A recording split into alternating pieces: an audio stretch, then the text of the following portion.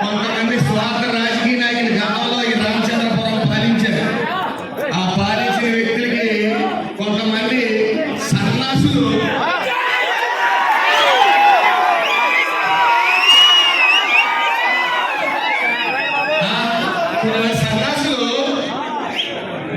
ప్రభుత్వ భూములు ఆక్రమించుకుని 33 సంవత్సరాలు లీజులు రాస్తున్నారు. అలాగే 99 సంవత్సరాలు లీజు రాసిన షాపింగ్ కాంప్లెక్స్లు కట్టారు. వాళ్ళు ఎవరు అడుగుతుంటున్నారా? నేను చేస్తా, నేను చేస్తా, అడుగుతుంటే చేస్తా.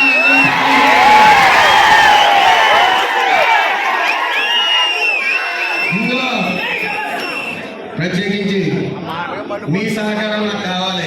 ఎందుకంటే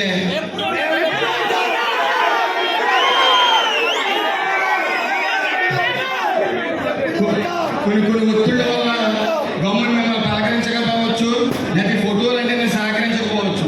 వాటితో కోపాలు చిన్న చిన్న కోపాల నుంచి మీరు నాకు దూరంగా ఉన్నారంటే ఇష్టపడి లెక్కించుకున్న వాళ్ళు మీరే నష్టపోతారు. నన్ను అడగండి, గట్టిగా అడగండి, అవసరమైతే కడగండి, అంతేగాని నాకు దూరంగా ఉండగండి.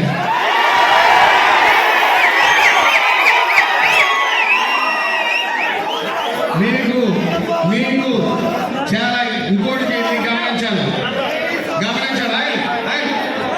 ముఖ్యంగా ఎక్కడ టీడీపీ జనసేన ఉన్నా సరే అక్కడ వేణుగోపాలకృష్ణ గారు కానీ, ఈ తోట త్రిమూర్తి గారు కానీ, బోస్ గారు కానీ ఎక్కడ కూడా ఆగండి,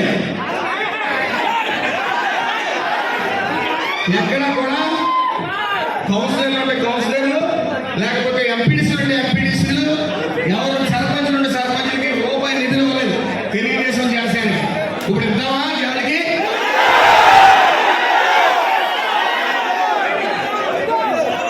ఎట్టి పరిస్థితుల్లో చూస్తున్నారు.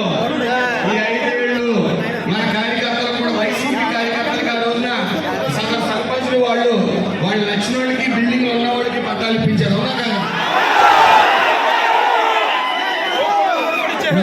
నా వెంట శివుడు ఉన్నాడు.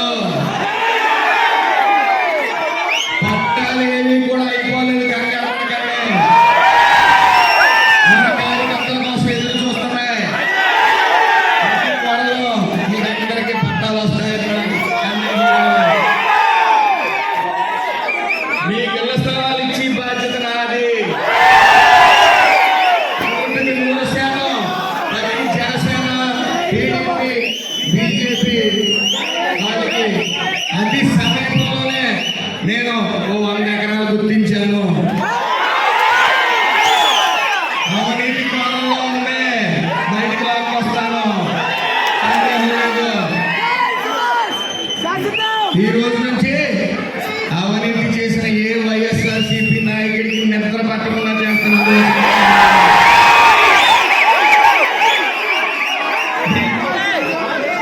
బిల్డింగ్ ఉన్న వాళ్ళు పట్టాల ఏమి ఉపేక్షించరు.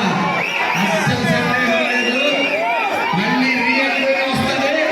ఎవరికైతే వైసీపీ వాళ్ళకి అన్యాయంగా ఈ వృద్ధాప్య పెన్షన్లు ఇళ్ల పట్టాలు రాశారో అందరికీ